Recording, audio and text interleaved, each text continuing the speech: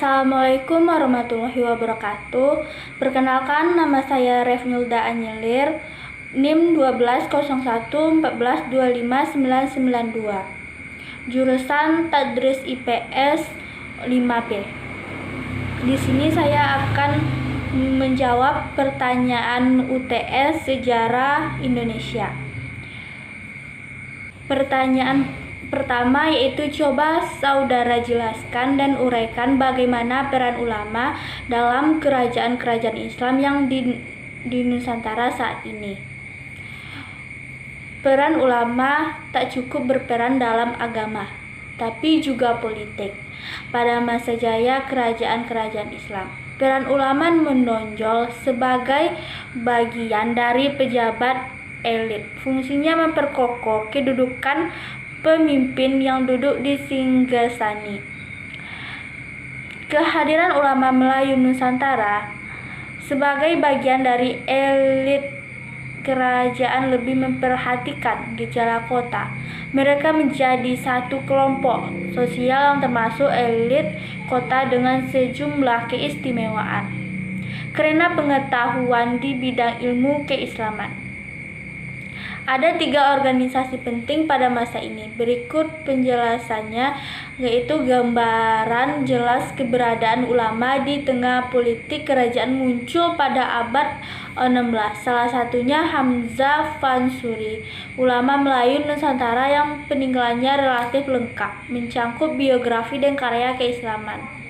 Selain itu, ulama terkemuka yang meninggalkan karya monumental antara lain yaitu Syamsuddin. Coba saudara uraikan secara lengkap bagaimana perlawanan bangsa Indonesia melawan kolonialisme. Perlawanan rakyat Maluku yang dipimpin oleh Pattimura, upaya Belanda untuk memonopoli Maluku tak membuat Pattimura menyerah. Bersama rakyat Maluku, Pattimura atau Thomas Matulesi berusaha melakukan perlawanan terhadap Belanda. Kedua belah pihak bertempur dengan sengit, namun pertahanan Maluku melemah ketika pertempuran Marta Christina Tihahu tertangkap. Yang kedua itu perlawanan Sultan Ageng Tirtayasa. Pada tahun 1656, VOC menerapkan perjanjian monopoli yang merugikan Banten. Negeri kincir angin tersebut hendak menguasai lada dan rempah-rempah lainnya. Namun, Sultan Ageng Tirtayasa menolak perjanjian tersebut dan berusaha melawan pendudukan VOC. Perlawanan Pangeran Antasari seperti wilayah lain Banjarmasin kerap menjadi sasaran kolonialisme Belanda. Kala itu Belanda berusaha menguasai kekayaan alam Banjar dan ikut campur dalam urusan kesultanan. Akhirnya Pangeran Antasari pun bertindak melawan Belanda hingga terjadi perang Banjar yang sengit. Sayangnya pasukan Belanda lebih unggul karena peralatan perang yang lebih memadai.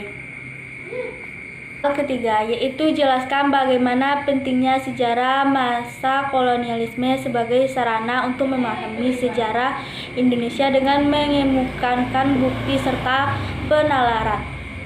Jawabannya yaitu, suatu bangsa memiliki sejarah, maka bangsa tersebut akan mudah bangkit karena memiliki pegangan yang kuat. Sejarah juga sebagai pembelajaran, karena dengan sejarah bisa belajar kesalahan-kesalahan yang pernah dilakukan di masa lalu. Pada masa kolonial, walaupun dijajah, tapi para pejuang tidak pernah menyerah, selalu mempertahankan, selalu bersemangat dalam membela negara dan masa depan untuk anak-anak cucunya yang akan datang.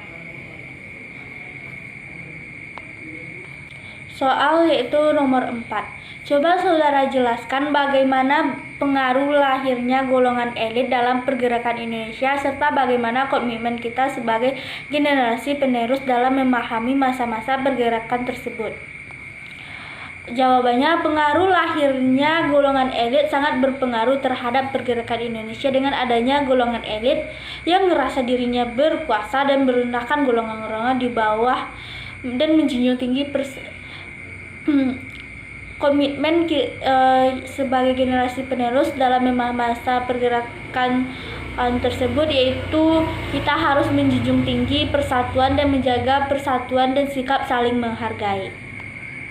Soal nomor 5. Uraikanlah proses pergerakan nasionalisme di Indonesia abad ke-20 sampai masa politik etis di Indonesia.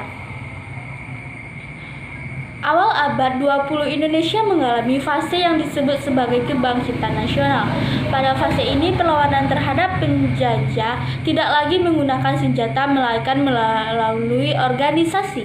Pergerakan nasional yang mewujudkan sebagai buah protes atas sejumlah penindasan kaum kolonial pada rakyat di Nusantara selama bertahun-tahun bukanlah peristiwa yang terjadi tiba-tiba dalam fase-fase sesaat, akan tetapi melewati serangkaian proses mulai dari bentuknya yang relatif sederhana tradisional dengan semangat kedaerahan hingga pergerakan dalam kategori modern dengan rasa sebangsa sebagai negeri pergerakannya. Dengan demikian, untuk menjelaskan penyebab timbulnya harus dihubungkan bersama sejumlah pro-kondisi baik penyebab langsung maupun tidak langsung. Ada 3 organisasi penting pada masa ini, yaitu Budi Utomo. Budi Utomo merupakan organisasi bergerakan pertama di Indonesia. Budi Utomo didirikan oleh mahasiswa Stovia yang diketuai oleh Dr. Sutomo pada tanggal 20 Mei 1908 di Jakarta. Yang kedua itu Serikat Islam. Serikat Islam pertama kali didirikan oleh Kiai Haji Samanahudi pada 16 Oktober 1905.